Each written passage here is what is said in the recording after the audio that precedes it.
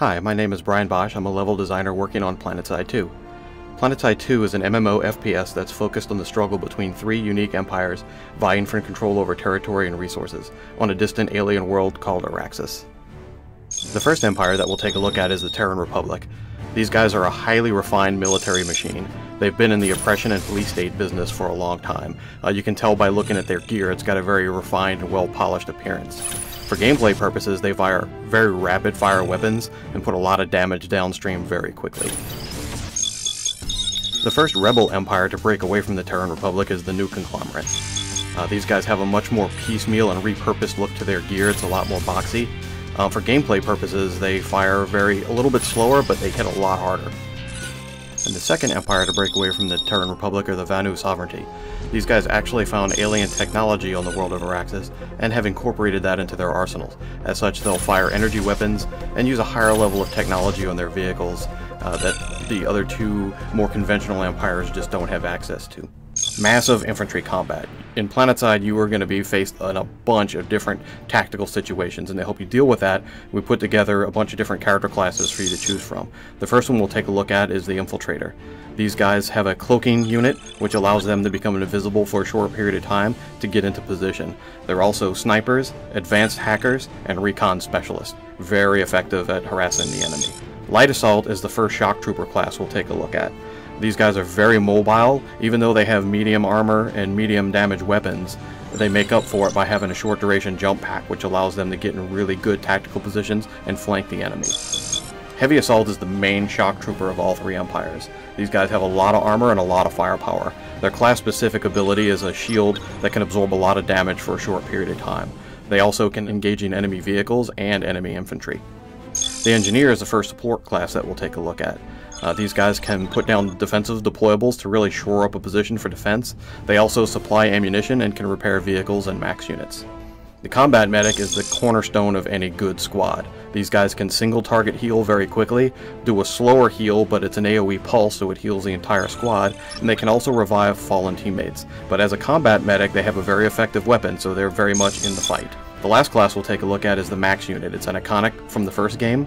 These guys have very heavy armor and very heavy weapons. The trade-off is they're a little less versatile. You cannot pilot aircraft with the Max Unit.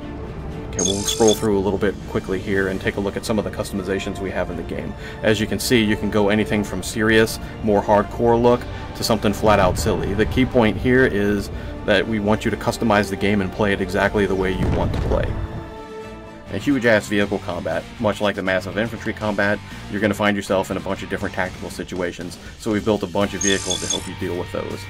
To the right is the Flash. It's a one-person transport, very fast, very agile, and the larger one in the back is the Sunderer. That holds an entire squad and is designed to get your troops to the front line safely. Each empire will have its own specific tank that's unique to that empire, and these are the main battle tanks. You can see all three of them here. The main thing to note here is their unique appearance and also their unique characteristics. They're all tweaked different to give a gameplay specific to that empire. So fire a little faster, move a little slower, have a little more armor. The same thing runs true with our aircraft. Each empire has an empire-specific attack aircraft, and they're all modded a little different, have different weapon systems to give them a unique feel. Again, these aircraft are very versatile. They can attack air-to-air, also air-to-ground. We have a couple of common pool aircraft. The first one we'll look at is the one to the forefront. That's the Liberator. It's a gunship and bomber. And the one to the back, the giant back there, is the Galaxy. It's iconic from the first game. It holds 2 full squads of players and is also a mobile spawn point. And here's a quick run through of some of our vehicle customizations. Again, it's all about versatility. You can be something silly, you can get attachments for your vehicle, different skins, or be something a little more hardcore that allows you to blend into the environment like these desert camos you see on those 2 Vanguards. Limitless customization, well, obviously it's not really limitless, but it's pretty close. There are literally thousands of things you can adjust from your character's appearance to different gameplay mechanics. You can mod just about anything on your character. And the way we do that is as you play the game, you level up. And as you level up, you get certifications. And these certifications can be used to purchase all your different customizations. So if you want your gun to fire a little faster, you can mod that. If you want it to shoot a little further, you can mod that. If you want different camo patterns, you can also grab that. And we also have very deep progression and customization paths for your vehicles. So in this case, this guy's modifying his Lightning to make it turn a little better and have a higher end top speed. Unprecedented team play. Well, as you can imagine, the massive storm of chaos that's thousands of players fighting on the same continent, we wanted to give you some solid team tools to stay together as a cohesive unit. So we built a 10-man squad, which the squad leader can actually give assignments to his team to keep them on target. You can coordinate uniforms to be the elite Zebra squad here if that's what you want to do. 3 squads can form up to a platoon, so you can have up to 30 players on the same mission attacking the same target, all organized together. We also have a more permanent grouping. We call that outfits. In other MMOs it's called guilds. But it's a permanent group of friends that team up and take down the enemy together. Now beyond the game, we've worked really hard to incorporate a bunch of different features to sort of build an ecosystem to keep you connected with what's going on in the game without you actually having to be in the game. The first thing we'll take a look at is our player website. It's got very deep stat tracking. You can really track just about anything on your character. Anything that you've ever done will be tracked here real time. So you can check how you perform with a weapon before and after you modded it. You can compare yourself to your friends or any other player in the game to see how well you're doing comparatively.